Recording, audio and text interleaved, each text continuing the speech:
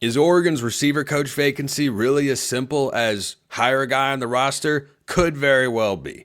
For those who are not aware, Rashad Samples, who was almost hired by the Dallas Cowboys but decided to stay with the Ducks at least for one more year, has been an assistant coach for receivers twice in his career. Texas 2018 and at Arizona State 2023 before he came to Oregon. And Samples is a great guy to have on the roster, someone who coaches, I believe Kenny Dillingham has said he believes Rashad Samples will be a head coach in college football one day and has that sort of career trajectory and pedigree. And as Dan Lanning has shown, if you want to get those opportunities, you can do that under Dan Lanning. Dillingham having plenty of success. Will Stein, I can't imagine Stein is around past the 26 season.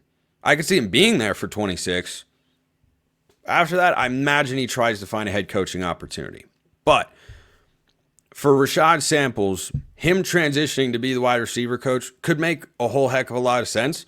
He was instrumental in DeCorian Moore's recruitment. Now, there was a unique tie there, of course, because his dad coaches at Duncanville High School where DeCorian went. But still, he's pulled in the highest rated wide receiver, or helped pull in the highest rated wide receiver and the second highest rated recruit in the history of Oregon football. So recruiting that position, which is where I think losing Junior Adams is probably the biggest loss. I'd say, man, that's tough because the room has been so productive and so good, but it all starts with the guys that they bring in on the trail. Like, yes, Junior Adams came into a second-year receiver named Troy Franklin and helped him pop with Bo Nix at quarterback into a fourth-round pick by the Broncos. And in 2023, he was really good, and in 2024, he was great. And Tez Johnson went from a guy no one had heard of at Troy, who was still Bo Nix's brother at the time, to being someone that is flying up NFL draft boards. Because of what he did at the Senior Bowl, he was virtually unguardable. So I'm definitely bummed to lose Junior Adams. I am excited, though, that Rashad Samples is sticking around. He could make plenty of sense. It would, of course, then create a void. Who are you going to hire as the running backs coach? Are you going to promote from within, or do you go from the outside? This is always a measured calculation for head coaches, and there's never a right answer. It is entirely dependent on the individuals you have in the room, because Lanning went promote from within for, well, several coaching vacancies, but when there was an offensive coordinator hire, he went outside, brought in Will Stein from UTSA. Like it is always dependent upon who you have on staff. Sometimes promoting from within can be the right move. You know, Chris Hampton went from safeties coach to overall secondary coach. Well, that's just kind of the right move. I think that Hampton is really good in a number of ways. He just won 24/7 Sports Recruiter of the Year. Pretty good. Pretty darn, not too shabby there. But if Oregon were to make an outside hire, here's my wish list. And I'd be totally cool with Samples being the wide receivers coach, and then we would move on to, well, who's going to be the running backs coach? Who do you hire and where do you look? But I'll give you three names that would be on my wish list. I want to make this clear. These have not been reported anywhere. This is just, hey, Spencer, you can go out and hire who you want as Oregon's wide receiver coach. I've got three names for you. Name number one, Brian Hartline, Ohio State. Is this going to happen? Nope. Highly, highly unlikely. This would be the only way until I see who the hire is, and maybe it's someone that I haven't heard of who's got a really great under-the-radar college football profile that's even flying under my radar, someone who watches a lot of college football. In case you didn't know, I host a daily podcast just like this one on the Ducks. That one's all about college football, covering the entire sport. So when I think about who I would want first and foremost, yeah, Hartline's probably the most high profile and successful position coach in all of college football. So yeah, of course that'd be the dream, but is that realistic? No.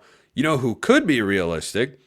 JaMarcus Shephard. And Shephard is a guy who is currently on Kalen DeBoer's staff as the wide receiver coach. I have heard his name pop up in coaching circles several times over the last couple of years as being a dynamite coach and a really good recruiter. He was with Kalen DeBoer up at Washington for a couple of years. He is now down at Alabama. if that name emerged, I don't know if Lanning knows him. I don't know if there's a tie or a connection. But if that were to end up being the hire, I'd say, boy, that's a pretty darn good situation. And yes, Junior Adams was the one who recruited the wide receivers that JaMarcus Shephard ended up coaching while at Washington. But you can't deny the output from that position group for the Huskies in the last couple of years when Junior Adams made the move from Washington down to Oregon. So a guy who has a tie to the West Coast, a guy who's got an incredibly solid track record and is also currently coaching at a really high-profile school with a big-time wide receiver target, a young wide receiver in Ryan Williams, who, if he were to come to Oregon, would then be coaching DeCorian Moore and would understand how to make true freshmen successful with in a Power 4 conference. Yeah, I'd be super down for that. Super, super down. So that's a name to throw out there. Another one is Cortez Hankton. And again, I have no indication that these guys are available, looking to leave, but no one's ever looking to leave until the right offer comes along with the right dollar amount. I don't think Junior Adams was out there actively shopping his name saying, I want to get out of here, this isn't any good, or anything like that. He wouldn't have stayed for 3 years if that was the case. You know, Carlos Locklin, there were some, I don't know, not super credible, but like kind of indications that he and Lanning didn't always get along. I don't really know, but it seemed like Carlos Locklin wanted to leave, so he left. Made a lateral move over to Ohio State. Junior Adams, though, you get an opportunity to go coach in the NFL. That's unique. That's different. That looks different on a resume if you're someone who's trying to be a head coach one day. So Hankton down at LSU is someone who I was drawn to when one of you asked, hey, who would be on your wish list for the wide receiver coach? Because I'm thinking about who are the best wide receiver rooms consistently in college football. And in 2023, man, that wide receiver room was good. Brian Thomas flew under the radar, first round pick, and draft him in fantasy football next year. I mean, the Jags, I don't know. But hey, he was really good this past season. They also had Kyron Lacey. They also had Malik Neighbors. Like the recruiting, the development, LSU, Ohio State, best wide receiver rooms in the country. Now, there could be other really good wide receiver coaches out there, but those are the ones that stand out the most to me in what I know about college football, as those are the sorts of receiver rooms I felt like Junior Adams was trending towards churning out on an annual basis. And those are guys who have proven that they can do that at the college level, and I think they'd be able to succeed with Oregon. So Rashad Samples might be the most likely option, and then we can go into speculating about who could Oregon's running backs coach be. But if I were to have my choice, yeah, I'd have Hartline 1, Shephard 2, and Cortez Hankton down at LSU number 3. That'd be my dream list, any of those guys. But Lanning will probably find someone who will go, who? And then go, oh, this guy, greatest thing since sliced bread. Can't wait for it.